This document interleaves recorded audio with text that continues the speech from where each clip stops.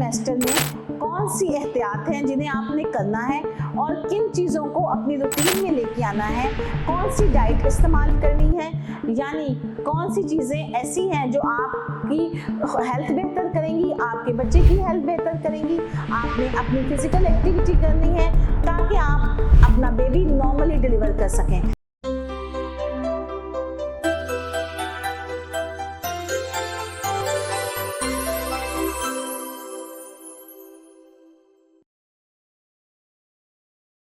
Doctor सुंदर Afzal, consultant gynaecologist and infertility specialist, आज आपके साथ बहुत ही इम्पॉर्टेंट चीज़ जो शेयर करने जा रही हूँ वो है हमल के आखिरी 3 माह में क्या खाना चाहिए, क्या आपको एक्टिविटी करनी चाहिए, क्या चीज़ों से परहेज़ करना चाहिए, किन चीज़ों पे तवज्जो देनी चाहिए, कैसा लाइफस्टाइल ऑप्ट करना चाहिए ताकि आपकी डिलीवरी नॉर्मल हो सके।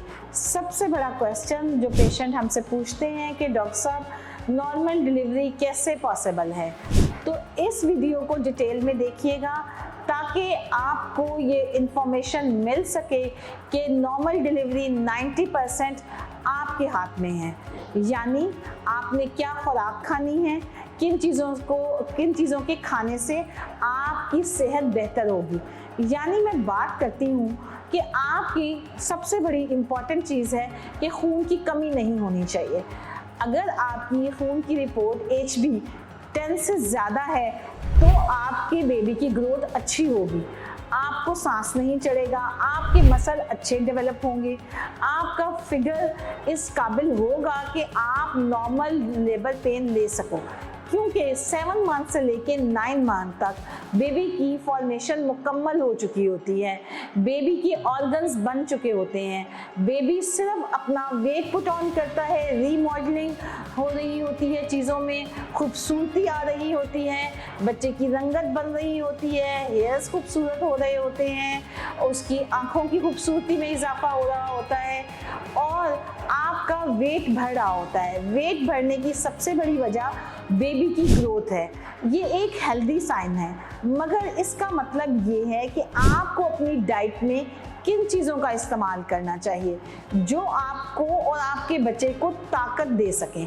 यानी आपकी डाइट को 70% प्रोटीन पे मुश्तमिल होना चाहिए, जिसमें दूध, गोश्त, अंडे, कीमा, मटन और बीफ का और फिश शामिल हैं, और 20 से 25% आपको कार्बोहाइड्रेट्स लेने हैं। यानी कार्ब्स का मतलब है कि स्टार्च, यानी कि आपको रोटी भी लेनी है, आपको फ्रूट्स और मल्टीविटामिन भी लेने हैं, यानी आपको अपनी मल्टीविटामिन की डेफिशिएंसी को सप्लीमेंट के साथ साथ खुराक से कवर करना है। यानी आपको अपनी ग़िज़ा में तमाम फ्रूट्स को ऐड करना है, सलाद को ऐड करना है, ताकि प्रेगनेंसी के आखिरी 3 माह में सबसे बड़ा मसला पेशेंट को एक तो डाइजेशन का होता है, यानी एसिडिटी बहुत हो जाती है, चीज़ें हज़म नहीं होती और उसकी वजह से कॉन्स्टिपेशन हो जाती है, यानी वो प्रॉपरली स्टूल पास नहीं कर पाती, जिसकी वजह से भूख कम लगती है। इन सब चीज़ों को ओवरकम करने के लिए बहुत इम्पॉर्टेंट है कि पानी और दूध का इस्तेमाल बेहतर किया जाए, सब्जियां और सलाद का इस्तेमाल किया जाए, ताकि आपकी हेल्थ बेहतर हो और आपकी डाइजेशन बेहतर हो और आप अच्छी तरह से खा पी सकें। मगर आपको एक्स्ट्रा कैलोरीज लेने की ज़रूरत नहीं है। यानी इस वीडियो से मैं एक मैसेज कन्वे करूँगी, जो लोग ये कहते हैं कि हमने घी लेना शुरू कर दिया, हमने एक्स्ट्रा घी में को अपनी डाइट में ऐड कर लिया ताकि हमारी डिलीवरी नॉर्मल हो सके, तो ये सबसे गलत तरीका है। क्योंकि घी के इस्तेमाल से आपका फैट बढ़ता है। अगर आपका फैट बढ़ेगा तो आपका पेल्विस तंग होता जाएगा, आपके बच्चे की नॉर्मल डिलीवरी मुश्किल होती जाएगी। आपने अपना वेट पुट ऑन नहीं करना, अपनी डाइट को हेल्दी रखना है।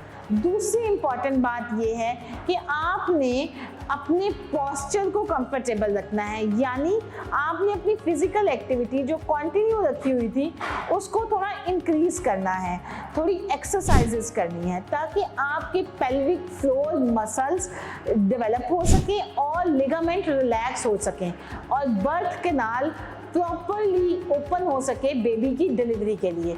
उसके लिए बहुत ज़रूरी है कि आप स्क्वाट्स करें, आप नमाज पाँव पे बैठ के पढ़ें या आप लंबे सजदे करें, जिससे बेबी की पोजीशन भी बेहतर होती है और नॉर्मल डिलीवरी में भी हेल्प आउट होती है।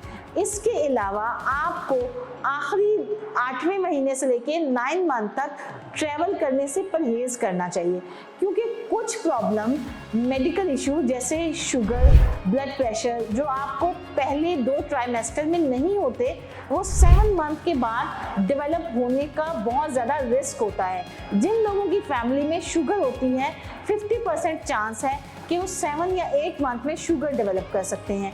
इसी तरह ब्लड प्रेशर डेवलप होने के भी बहुत ज़्यादा इम्कानात होते हैं। इन सारी चीज़ों पे ओवरकम करने के लिए सबसे इम्पॉर्टेंट बात है कि आप अपनी कैलोरीज को रिड्यूस करें, अपनी डाइट को हेल्दी करें और लाइफस्टाइल में फिजिकल एक्टिविटी को ऐड करें, ताकि आपकी बॉडी वर्कआउट करे और आप प्रॉपरली अपना 9 मंथ मुकम्मल करें और जो ड्यू डेट हम देते हैं उस तक आपकी नॉर्मल डिलीवरी पॉसिबल हो सके।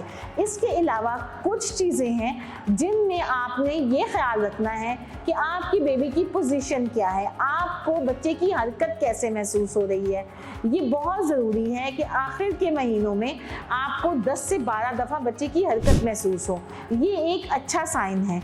इसी से ही हम ये पता लगा सकते हैं कि बच्चे की ग्रोथ ठीक है, बच्चा हेल्दी है। इसके अलावा सबसे इम्पॉर्टेंट बात जो हम अल्ट्रासाउंड में देखते हैं, 32 वीक्स पे जो ग्रोथ स्कैन हम करवाते हैं, उसमें हम बेबी की ग्रोथ के साथ साथ लाइकर मतलब एमनियोटिक फ्लूइड, बच्चे का पानी देखते हैं, बच्चे की पोजीशन देखते हैं कि बच्चे की पोजीशन क्या है। मोस्टली बच्चे 50 to 70% कफेलिक होते हैं। कफेलिक का मतलब है कि सर नीचे, जो कि नॉर्मल बर्थ के लिए बहुत ज़रूरी है। कुछ बच्चों में पोजीशन उल्टी होती है, जिसे ब्रीच कहते हैं। ब्रीच का मतलब होता है कि बच्चा नॉर्मली डिलीवर नहीं हो सकता। इसके अलावा हम ये देखते हैं कि आंवल की पोजीशन क्या है। 70 to 80% में आंवल एंटीरियर होती है, आगे होती है, या लेटरल वॉल पे होती है। जिन कंडीशन में आंवल नीचे हो, बच्चेदानी के मुंह पे हो, उसमें हम पेशेंट को बेड रेस्ट का कहते हैं, ताकि पेशेंट को ब्लीडिंग ना हो सके। ये एक इमरजेंसी कंडीशन है जिसमें कभी भी ब्लीडिंग की वजह से डिलीवरी पॉसिबल हो सकती है। डिलीवरी को इस चीज़ों से बचने के लिए बहुत ज़रूरी है कि आप अपनी सेहत का ख्याल रखें, अपनी बेबी की सेहत का ख्याल रखें, ताकि हम आपको खुशखबरी दे सकें और आप नॉर्मली बेबी डिलीवर कर सकें। शुक्रिया।